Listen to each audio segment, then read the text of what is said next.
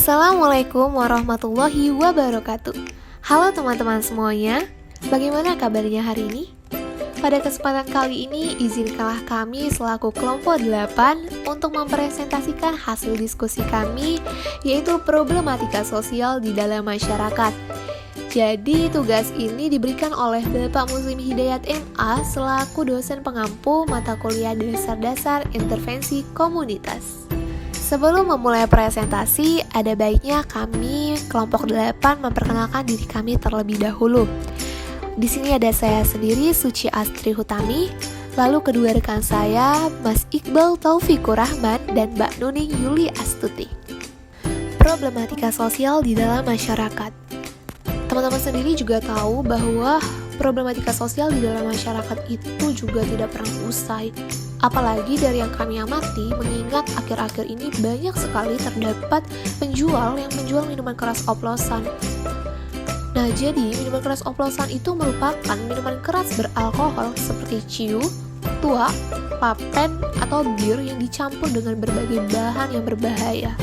Nah, untuk mengetahui lebih lanjut terkait dengan minuman keras oplosan, apa sih yang sangat mempengaruhi minuman keras ini menjadi laku di pasaran? Dan sebenarnya apa pengaruh yang buruk ataupun pengaruh positif, juga peluang dan ancaman yang dimiliki oleh minuman keras oplosan ini? Mari kita simak analisis SWOT yang akan disampaikan oleh rekan kami, Mas Iqbal Taufikur Rahman dan Mbak Nuni Yuli Astuti. Ke pembahasan analisis SWOT, yang pertama ada strength atau kekuatan. Pada dasarnya, manusia adalah makhluk sosial yang tidak bisa hidup sendiri. Apabila peminum diberikan label negatif oleh lingkungan sekitar, maka dia akan merasa tidak nyaman berada di lingkungan tersebut. Yang kedua, dalam beberapa kasus, minuman alkohol oplosan itu dapat menyebabkan keracunan yang dapat berujung kepada kematian. Yang ketiga, karena masyarakat Indonesia sendiri mayoritas beragama Muslim, dan seperti yang kita tahu, agama kita tidak membenarkan kita untuk meminum sesuatu yang memabukkan. Yang keempat, sebenarnya di Indonesia juga sudah dikeluarkan produk perundang-undangan yang mengatur tentang masalah alkohol, baik itu regulasi produksi maupun distribusinya. Untuk contohnya ada di Undang-Undang RI nomor 36 tahun 2009 tentang kesehatan. Bisa dicek sendiri ya. Selanjutnya ada weakness atau kelemahan. Yang pertama, dalam lingkaran pergaulan sosial, prestis seseorang yang mengkonsumsi alkohol itu seringkali dikaitkan dengan status kejantanan dan juga keberanian. Tapi ini hanya dalam beberapa lingkaran pergaulan sosial ya, enggak semuanya.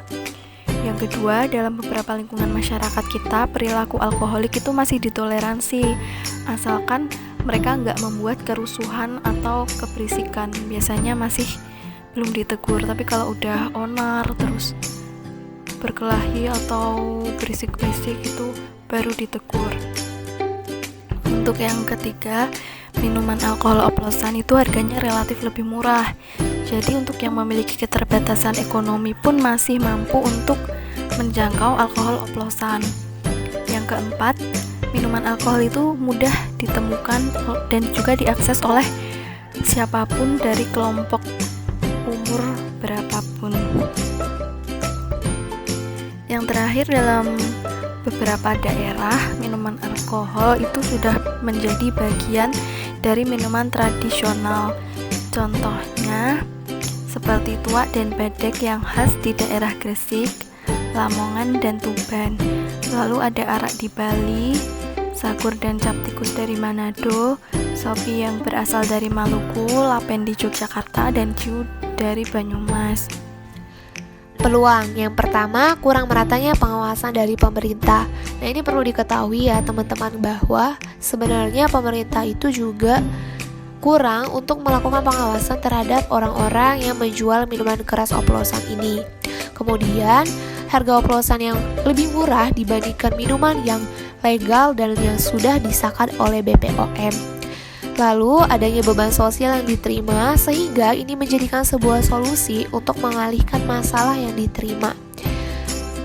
Kemudian adanya komunitas masyarakat yang sangat memberikan dampak yang besar. Jadi ini lebih banyak pada komplotan anak-anak remaja yang baru mulai usia memasuki pubertas, yang tadinya ia belum mengenal oplosan, lalu kemudian ketika ia bergaul dengan teman sebaya atau bahkan orang yang lebih tua dari dia, maka dia akan dikenalkan dengan minuman-minuman tersebut. Kemudian adanya stigma dari masyarakat itu sendiri atau dari komunitas itu sendiri bahwa gak nakal, gak keren. Nah, inilah yang menjadi cambukan bagi seorang remaja atau beberapa kelompok remaja untuk mencoba hal-hal asing yang dapat membawa pengaruh negatif bagi dirinya maupun orang lain. Lalu kemudian traits atau ancaman. Yang pertama, norma dan ajaran sosial menjadi alat pengekang yang masih berlaku di dalam masyarakat itu sendiri. Lalu yang kedua, peraturan dalam undang-undang yang mengatur menggunakan maupun menjual minuman keras.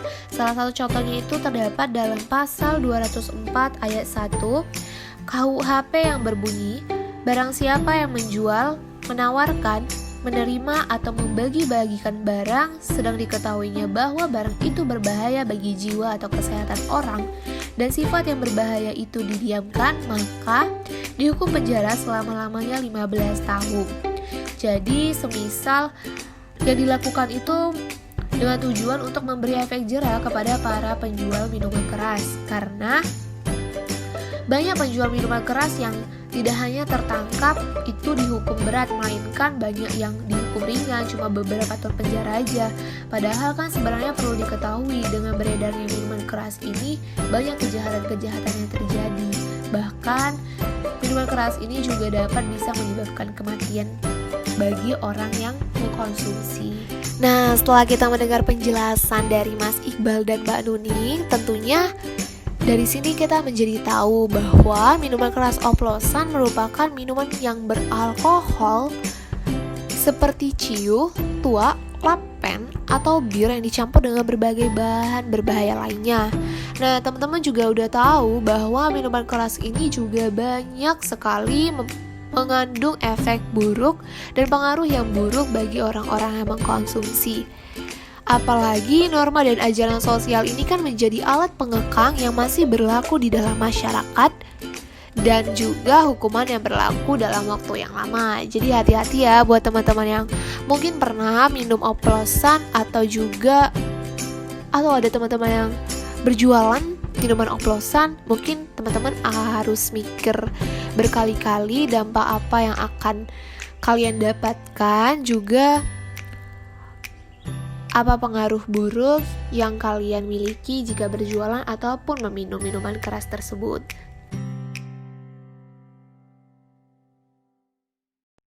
Sekianlah presentasi dari kami. Kami mohon maaf apabila terdapat kesalahan ataupun kurangnya kami dalam menyampaikan materi ini. Semoga kita semua diberikan selalu kesehatan dan dapat bertemu di lain waktu. Billahi taufiq wal hidayah. Wassalamualaikum warahmatullahi wabarakatuh.